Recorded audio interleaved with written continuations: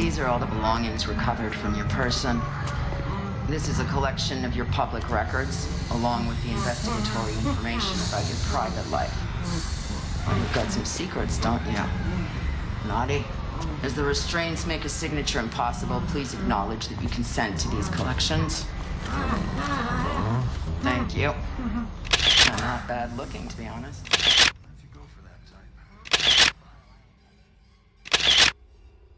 Reagents are among the most common people that can be found walking the halls of Murkoff's Sinyala facility during the events of the game The Outlast Trials.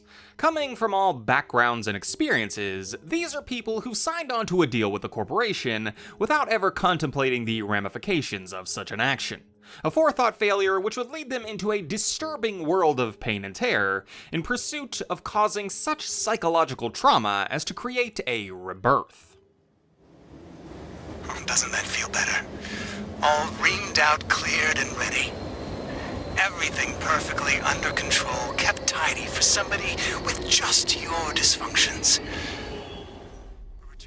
The story of the Reagents as we know it begins with a man named Dr. Hendrik Joliet Easterman and his recruitment into a CIA program in 1953, before subsequently finding his footing with Murkoff in 1954. Murkoff had hired Easterman to work at Los Alamos with another scientist named Rudolf Wernicke. However, clashing viewpoints on the relationship between their research would eventually lead to Easterman founding another facility at Mount Sinyala. Here, Easterman would focus on the prospect of brainwashing under the codename Project Lathe. Lathe would subject multitudes of people to psychological trauma in the form of positive and negative reinforcement in an attempt to reprogram them to be more accepting of orders that violated common taboos. Dubbing these subjects X-Pops, or the experimental population, the rudimentary tests would leave them in varying states of psychopathy.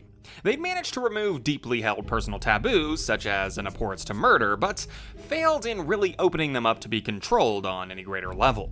For Easterman, he saw these results as unimpressive. Murkoff wanted controllable assets that could be used at will, but all he'd managed as of yet were deranged monsters who would sooner kill than listen. He began to theorize on where his process was shortfalling, while Murkoff toyed with the idea of cutting his funding. This reflection would lead him to the conclusion that the subjects he'd been working with thus far had been too psychologically broken before the trials would even begin to create the blank slates he needed for his imprinting. With this revelation, he would come to his investors at Murkoff with the plan to draw from the lost and hopeless of the American populace. He would tell Murkoff that he needed bums, ambitionless nobodies that had been bred to be adult-age children by the generous welfare state. He differentiated these new subjects by terming them as reagents, individuals that would be able to be released after their training to mix back into the general population. Directionless people broken down into nothing to be built back up as the perfect weapons. You will be a perfect weapon. The most innocent child ever born.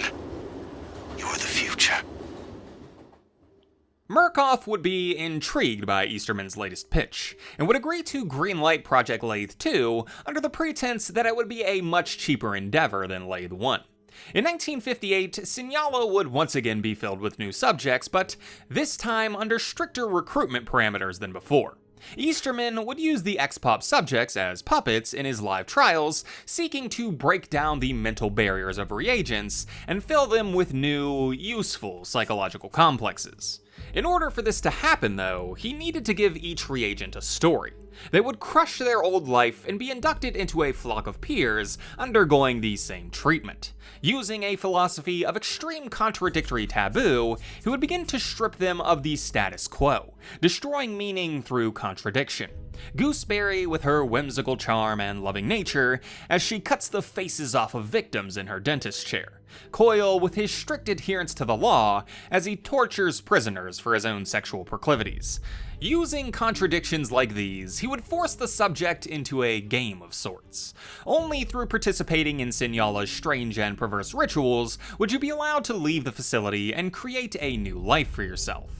Follow the words of the facility's mysterious overseer, who spoke of love and purpose, while psychopaths stab you in the dark halls of its demented trials. Become desensitized to the horrors of Sinyala, and only then would you be able to escape the hell that he's made for you? Reagents are extremely unfortunate souls who found themselves in a program that most of them will likely not survive. In the pursuit of sleeper agents, Dr. Easterman has created a factory for trauma with the sole intention of boiling away all your life's meaning and filling it with a void to be called upon when you're of use. And while the staff at Sinyala may dangle the possibility of freedom to encourage compliance, the only thing waiting beyond the facility's bars is a servitude you will never escape from. Spider, I